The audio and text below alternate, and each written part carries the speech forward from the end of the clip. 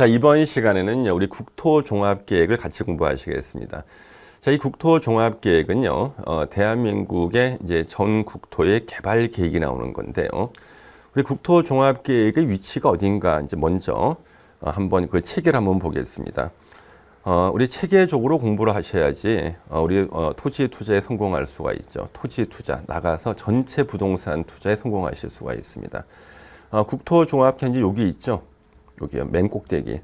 대한민국 전 국토의 개발 계획이 나오는 겁니다. 그 밑에 뭐 도종합계획, 뭐 광역도시계획, 도시군 기본계획인데 우리가 시나 제주도는 그냥 점하고 군자를 띄고 부릅니다. 그 서울시 도시기본계획 그러죠. 얼마 전에 서울시 도시기본계획 새로 발표됐죠. 우리 같이 공부하실 거예요. 그 다음에 도시군 관리계획. 요것은 이제 보통 우리가 토지 이용 계획이라 그럽니다. 그래서 도시군 기본 계획은 어느 도시의 목표를 정하는 계획이에요. 그래서 우리 경기도 안산시의 목표, 뭐 좋은 말 수십 가지가 나오죠. 근데 그 중에 한 가지만 딱 선택하라 그러면요, 공업도시가 되겠다. 그게 안산시의 목표죠. 그러면 안산시의 도시 관리 계획을 보면요, 다른 도시에 비해서 공장 부지로 쓰는 면적이 몇십 배가 더 많아요. 왜 그럴까요? 목표가 공업도시가 되는 거니까 목표 달성을 위한 토지 이용 계획을 도시관리계획이라고 합니다. 그래서 이 도시관리계획에 다른 도시의 몇십 배에 해당되는 면적을 공장 부지로 쓰겠다는 토지 이용 계획이 나오는 거예요. 그리고 이 도시기본계획과 도시관리계획을 합쳐서 우리는 도시계획이라는 말을 씁니다. 그럼 우리 부동산 공부를 잘 안 해보신 분도요, 도시계획이라는 말은 들어보셨죠? 그 도시계획이 뭐냐 그러면 어느 도시의 목표를 정하는 도시기본계획과 목표 달성을 위한 토지이용계획, 도시관리계획을 합쳐서 부르는 말이 도시계획이다. 이렇게 이해하시면 되고요. 그 다음 우리 지방의 계획이 있어요. 지역계획이 있거든요. 너무나 중요한 게 이거예요. 수도권 정비 계획입니다. 그래서 서울, 경기, 인천에 부동산 투자하실 분들은요, 무조건 요 수도권 정비 계획을 분석하시고 자기가 이해를 하시면은요, 눈에 다 보입니다. 어디가 개발될지요. 예. 그다음 뭐 지역 개발 계획이나 기타 개발 계획들이 있고요. 뭐 해안권 발전 계획 그런 거 보다 하시고, 그다음 여기 이제 뭐 부문별 계획들이 있어요. 이런 것들은 이제 부수적인 계획들이니까 우리가 별로 관심을 갖지 않아도 됩니다. 그럼 가장 중요한 게 국토종합계획. 그 다음에 이제 광역도시계획이라는 게 있고요. 우리도 이것도 간단히 공부할 거예요. 우리 광역도시계획은요, 2개 이상 도시를 하나로 묶을 때 보통 광역이라 그래요. 2개 이상 도시를 하나로 묶어서 그 도시의 기능하고 역할을 분담시키는 계획이고요. 이 광역도시계획 뒤에 공부하겠습니다만은요, 이 광역도시계획에서는 그린벨트 해제하고요, 교통망이 나와요. 그래서 전국에서 광역도시계획 중에서 규모가 제일 큰 것이 수도권 광역도시계획이에요. 서울, 경기, 인천의 개발 방향을 정해놓은 건데, 그 서울, 경기, 인천 요 세 개 시도에 교통망하고 그린벨트 해제가 나옵니다. 그래서 여러분도 혹시 광역버스 타보셨습니까? 경기도하고 인천광역시에서 오는 광역버스가 전용 차선을 타고요, 강남역 한가운데로 막 들어오지 않습니까? 이게 바로 수도권 광역도시계획의 교통망으로 정해진 거죠. 그 다음에 이제 어느 도시 목표가 나오는 거, 어느 도시의 개발 예정지는 도시기본계획, 그 도시의 그 토지이용계획은 도시관리계획, 합쳐서 두 개를 도시계획이라고 하고요. 그 다음에 수도권 정비계획까지 우리가 타켓을 잡아서 공부해야 되고요.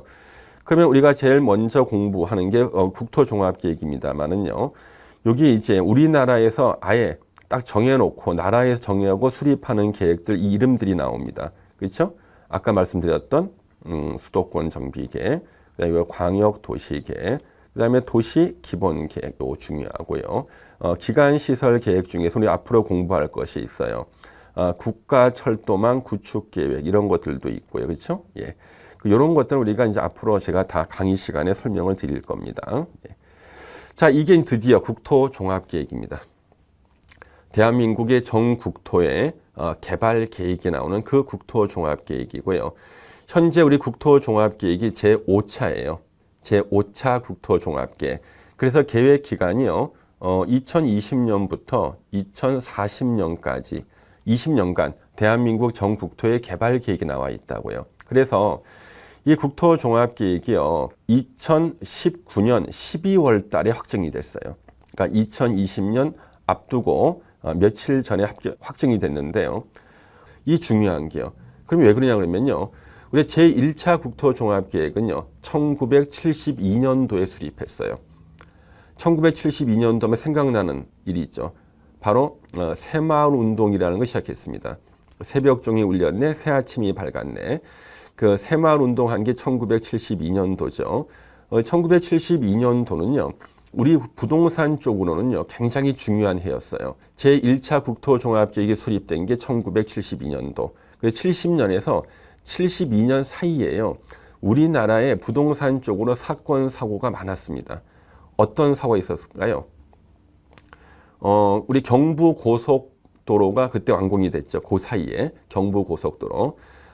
전 세계에서 최단 기간에 최소 비용으로 만든 경부고속도로. 당시에 박정희 대통령이요, 몇 월 며칠 날까지 완공해라 그랬는데 그날 새벽 4시에 하얀색 차선을 그렸다 그러죠. 아스팔트가 안 말라가지고 지푸라기를 뿌리고 불을 질러서 말렸다 그럽니다. 왜요? 대통령이 정한 날짜까지 고속도로를 완공하지 못하면은 관련자들은 거죠. 예, 어쩔 수 없죠. 예. 그 다음에 우리 나라의 최초는 무너진 아파트가 나왔죠. 바로 와우 아파트라고 해가지고요. 무너졌습니다. 아파트가요. 그때 사람들 많이 좀 돌아가셨지 않습니까? 그 와우 아파트가요, 이제 최초는 무너진 아파트고, 그래서 그 다음부터 우리 아파트 이름을 지을 때 굉장히 신경 써서 지었습니다. 와우 아파트, 와, 누울 와, 소가 누웠다. 아파트가 누웠다는 얘기죠. 예, 그래서 그 다음부터 이제 아파트 이름을 지을 때 멋있게 짓고 아주 의미 있게 짓는 것이 그때부터 시작된 거예요. 와우 아파트가 무너졌을 때. 그때 와우 아파트 무너졌을 때요, 지금의 세종문화회관이 예전엔 시민회관이었습니다. 시민회관 불타고 난 다음에 새로 지은 게 세종문화회관인데요. 그때 시민회관에서요, 가수 한 명이 노래를 부르는데요. 와우 아파트가 무너지는 소리에서 이렇게 노래 불렀습니다. 원래는 신고산 타령을 불러야 되는데 가사를 바꿔 부른 거예요. 국가에 참사가 생겼는데 이것을 비꼬는 노래를 불렀잖아요. 그래서 그리고 나중에 이제 귀국을 하지 않습니까? 예. 그다음 우리 7.4 남북 공동 성명이 1972년도에 발표가 됩니다. 7.4 7월 4일 날 남북이 평화 통일에 전격 합의한 거고요. 지금은 뭐 잘 안 믿겠습니다만은 그 당시에 믿는 분위기였대요. 그래서 이때 부동산 쪽에 문제가 생긴 게 북에서 월남하신 분들이 있잖아요. 피난민들이요. 북에 있던 자기의 재산, 토지 문서, 집 문서를 다 가지고 내려온 겁니다. 이제 통일된다 그러니까 이제 본인의 소유권을 회복할 수가 있잖아요. 급전이 필요한 사람이 이것을 싸게 팔았답니다. 이때 이걸 산 사람도 있다는 거죠. 다 망했죠, 그때요. 1972년도에 바로 제1차 국토종합계획이 이제 수립이 됐죠. 그 다음에 이제 제4차 국토종합계획이 2000년에 수립돼서 2020년까지 계획이 수립됐고요. 이 국토종합계획은 5년마다 수정계획이 나와야 됩니다. 그래서 2006년도에 수정계획 나왔습니다. 자, 2006년도에 제4차 국토종합계획 수정계획의 핵심은요, 공공기관 지방이전입니다. 그래서 공공기관 지방이전, LH공사가 진주로 가고요. 한국산업단지공단이 대구로, 영화진흥위원회가 부산으로 갔죠. 네. 그리고 또 철도공사가 대전으로 갔고요. 예. 제가 각종 위원으로 있는 곳이 다 지방으로 가는 바람에 전 너무 힘들어졌습니다. 전에는 하루에 지하철 타고 여기를 다 돌았거든요. 제가 심의 다 하고, 예, 산업단지 선정 심의 다 하고 그랬는데 이제는 하루가 깨지는 거예요. 다 지방 갔죠. 2006년도 공공기관 지방 이전. 그다음에 혁신도시, 기업도시 나왔죠. 2006년도 국토종합계획 제4차 계획의 수정계획이 나왔죠. 그럼 또 5년 후에요. 2011년도에 또 4차 국토종합계획 수정계획이 나왔어요. 그 계획 핵심은 뭐였나요? 서해안의 거점 도시를 평택시로 딱 잡았습니다. 배후 도시를 화성, 안산, 시흥. 그래서 2011년도 4차 국토종합계획 수정계획이 발표가 되자마자요, 바로 일어났던 현상이 삼성그룹이 평택 고덕지구에 100조 원을 투자했습니다. 바로 발표되자마자.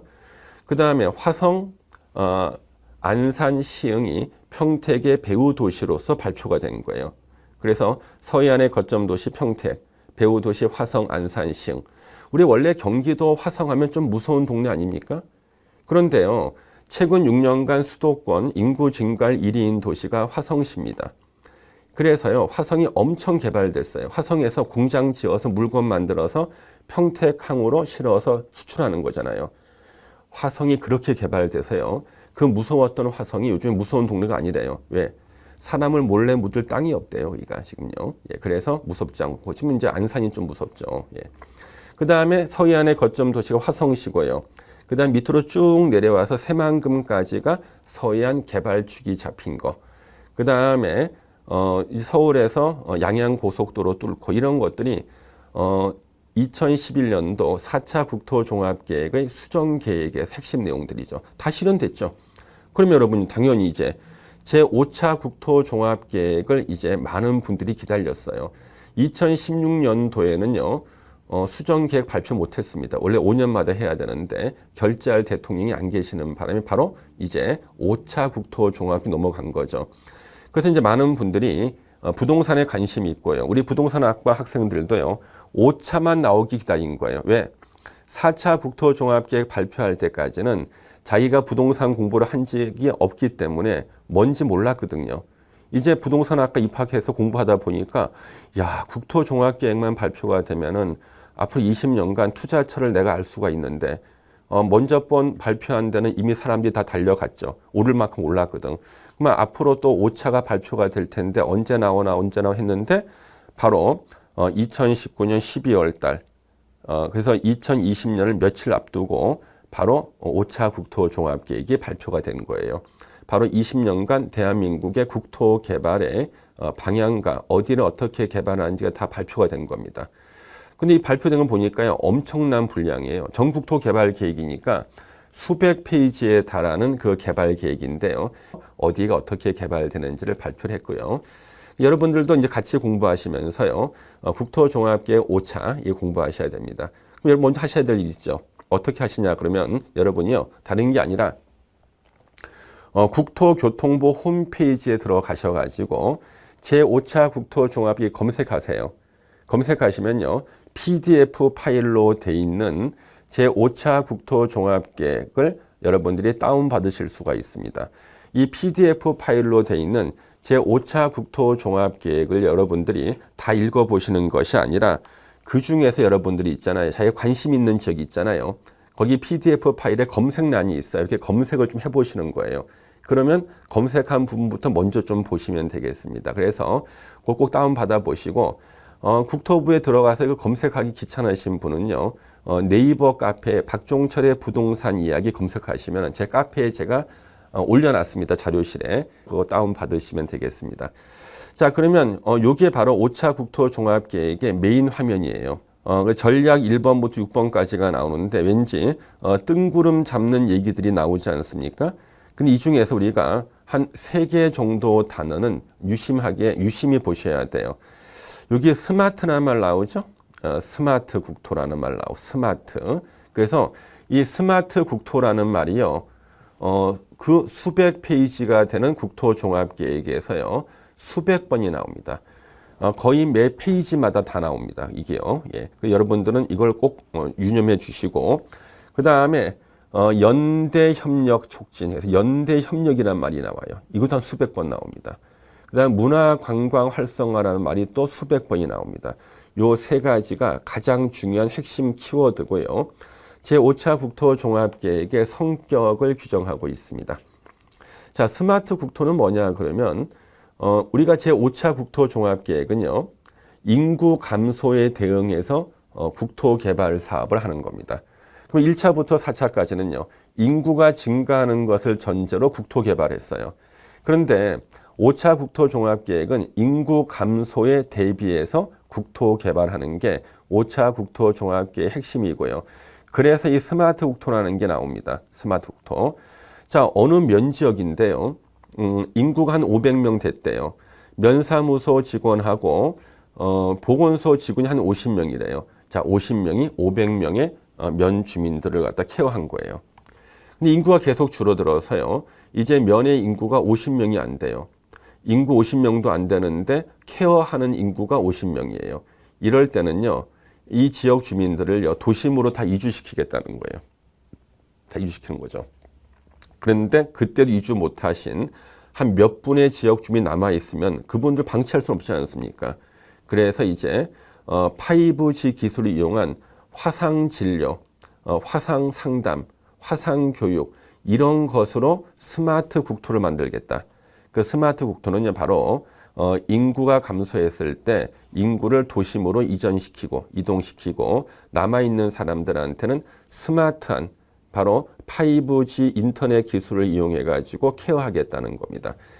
그래서 여러분들 그럼 앞으로요, 우리가 인구가 감소해도 도심의 인구는 감소하지 않는다. 이거 알 수가 있죠? 도심의 인구는 감소하지 않습니다.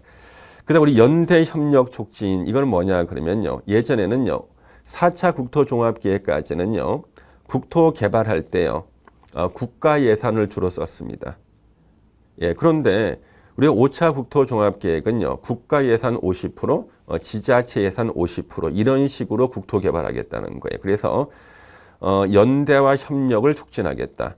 그래서 그 개발 이익을 누리는 지자체가 돈을 다 공동으로 내고 국가가 또 한 50% 내고 이런 식으로 전국토를 개발하겠다는 거예요. 그러면은 예산이 부족한 지자체는요 개발하기가 힘들어진다. 우리 이것을 알 수가 있죠. 그래서 예산이 많은 지자체가요 개발이 잘 됩니다. 그럼 어딜까요? 나오겠지만 미리 말씀드리면 이런 데가 우선적으로 개발됩니다. 그래서 서울, 경기, 인천 수도권을 빼고 나서는요 바로 같은 경우가요 예산 확보가 되기 때문에 국가 지원 받아서 같이 개발할 수가 있다는 거죠. 그다음 문화관광 활성화란 말이 나왔잖아요. 자, 이 문화관광 활성화가 왜 중요하냐 그러면 인구가 감소하죠. 그러면 내수가 줄어들어서 물건이 안 팔려요. 그래서 외국인 관광객들을 유치해서요. 그 외국인 관광객들을 통해서 뭘 하겠다는 거예요? 부족한 내수를 메우겠다는 겁니다. 그러면은 우리보다 먼저 인구 감소에 직면한 일본 같은 경우가요. 바로 이걸로 대박을 쳤죠. 제가 지나가는 말로 한번 여러분들한테 퀴즈를 내볼게요. 8년 전에요. 세계 관광기구 통계가 있더라고요. 8년 전 통계로 외국인 관광객 수가 우리나라하고 스위스 어느 쪽이 더 많이 온 것처럼 생각되십니까? 스위스요? 눈치가 있으셔야죠. 스위스면 제가 왜 물어보겠습니까? 스위스는 우리가 10여 년 전에 이미 제꼈습니다. 예, 우리가 더 많이 왔습니다. 예. 스위스는 관광으로 먹고 사는 나라인데 대한민국에 뭐 볼 게 있다고 오느냐? 볼 게 많답니다. 스위스에서 태어난 스위스 사람은요. 알프스가 그렇게 감동을 못 준답니다. 우리들은 감동받지만 알프스 가면은요. 그렇죠? 그 사람들은 춥고 불편할 뿐이에요. 그렇죠? 우리나라 볼 거 많답니다. 조금 어려운 문제. 8년 전에 발표한 세계 관광기구 통계에 우리나라하고 일본 어느 쪽이 더 관광객이 많이 왔겠습니까? 어렵죠? 우리나라입니다. 불과 몇만 명 차이로 우리나라가 일본을 제낀 겁니다. 예. 그러면 이제 코로나 터지기 직전의 통계가 발표가 됐더라고요. 코로나 터지기 직전의 통계. 일본이 우리나라보다 훨씬 더 많이 온 게 맞습니다. 근데 얼마나 더 많이 왔을까요? 주관식. 많이 맞춰보시죠. 제가 1초의 시간을 드리겠습니다. 한 몇 명 정도 대충? 1000만 명이 더 많이 왔습니다. 1000만 명. 예. 대단하죠. 아니 8년 만에 대한민국을 1000만 명을 제껴버린 겁니다. 바로 일본에서요. 부동산 개발을 이 외국인을 유치하기 위한 문화관광 활성화에 초점을 맞춘 겁니다. 이게 바로 우리나라의 격차를 1000만 명을 벌려버린 겁니다. 일본도 내수가 줄어들어요. 인구가 늘어나지 않기 때문에. 그래서 부족한 내수를 외국인 관광객으로 메우겠다. 그래서 우리가 도시 재생 사업 같은 걸 통해 가지고요. 이런 걸 하는 거죠. 인구 한 5만 명이 되는 일본의 중소도시. 집이 반은 빈집이에요. 그러면 빈집을 갖다가 도시 재생을 통해 가지고 저렴한 숙박시설로 바꾸고요. 관광 자원을 개발해 가지고 외국인들 유치하는 겁니다. 관광객들요.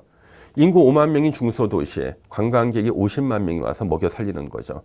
우리가 이것을 보고 이제 바로 문화관광 활성화를 한 겁니다. 그래서 우리가요.